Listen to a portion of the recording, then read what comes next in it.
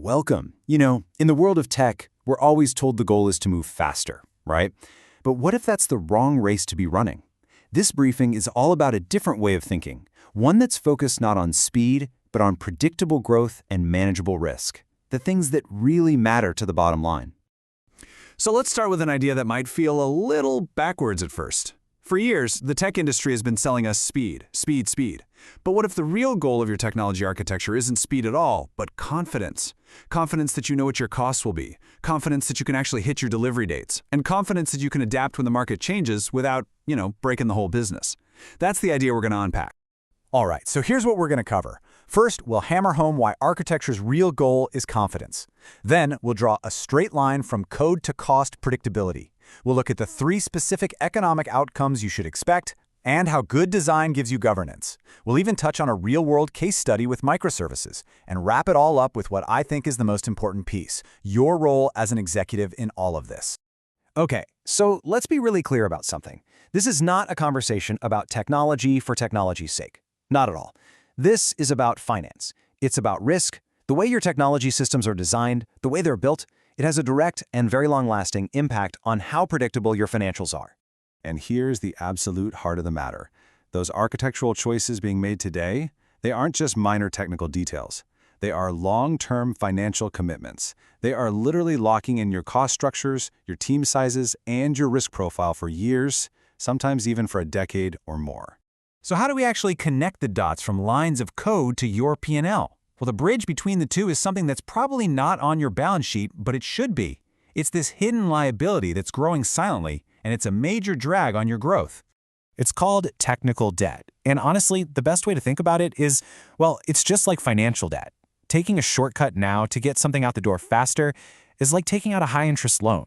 You get the cash, the speed, up front, but you have to pay it back. And that interest, it shows up as higher maintenance costs, features that take forever to build, and way more bugs than you're comfortable with. It's this invisible force that just quietly strangles productivity.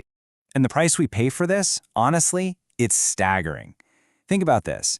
Research from the Software Improvement Group shows that, on average, a whopping 40% of an IT budget isn't going towards innovation or cool new features. Nope, it's just servicing the interest on bad decisions from the past. And the fallout from this it's huge. This isn't just about maintenance costs going up. This debt is actively reaching into your innovation budget and stealing from it. We're talking 10, maybe 20% of the money you've earmarked for new products is instead being diverted to just fix old problems. That's a direct hit to your speed and your growth. Okay, so that's the problem. But what's the upside? If we get this right, if we use smart architecture to manage this debt, what are the real, tangible financial benefits we should be expecting? What should we as leaders be demanding? It really boils down to 3 predictable outcomes. First, stable operating costs, which is, the bedrock of any solid financial plan.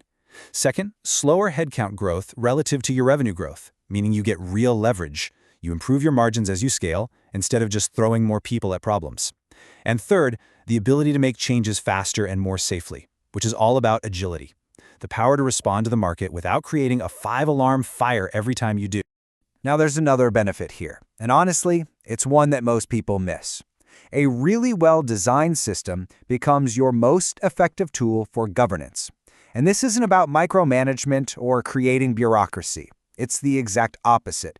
It's about gaining leverage. See, with smart architecture, the rules of the road are baked right into the system itself.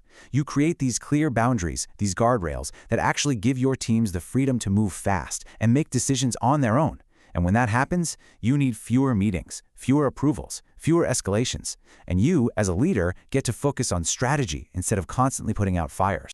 All right, let's make this a little more real. I want to talk about a specific example that really highlights these economic trade-offs. And we're going to look at a really popular trend, microservices. So the question every leader should be asking is this: is this shiny, new, complex architecture a genuine business need for us? Or is it just a hidden tax, a tax we pay through way higher operational costs and complexity? Let's take a look at a fascinating case study from Amazon Prime Video. They built the key service using a very complex microservices architecture, breaking everything into hundreds of tiny independent pieces. But what happened? Well, that approach created sky-high infrastructure costs, a ton of operational complexity, and even some performance problems. So what did they do? They actually went back. They moved to a simpler, more unified architecture, what we call a monolith. And the economic result? It was instantaneous and massive. In their own words, this single change cut their infrastructure costs by over 90%. 90! It's a perfect reminder that the right architecture isn't about what's trendy. It's about what makes economic sense for the specific problem you're trying to solve. Okay, so this all leads us to the most important part of this conversation, your role in all of this as an executive. And let me be clear, you don't need to be an engineer, but you do need to demand the right economic outcomes from your technology. Look, the goal here isn't to get costs to zero. That's a fantasy. The real goal of smart architecture is to make your costs understandable, predictable, and manageable. Because that predictability, that's the foundation of any business that's built to scale. And this is the central insight that Peak Agile Solutions advises its clients on. The key is for executives to shift their perspective. It's not about understanding the code, it's about deeply understanding the economic consequences of the decisions behind the code. So here's your mandate. Here's what you can do. Start asking different questions. Don't just ask, when can we have this feature? Ask, what's the real cost to change this feature a year from now? Demand delivery schedules you can actually take to the bank. Require total clarity on the long-term operating costs. And finally, really challenge your teams. Ask them, show me how this architecture actually reduces our business risk. So, let's wrap this up. Your job isn't to design these systems. Your job is to make sure you fully understand the economic consequences of the systems you sign off on. Because that is how you turn technology from just another cost center into a truly predictable engine for growth.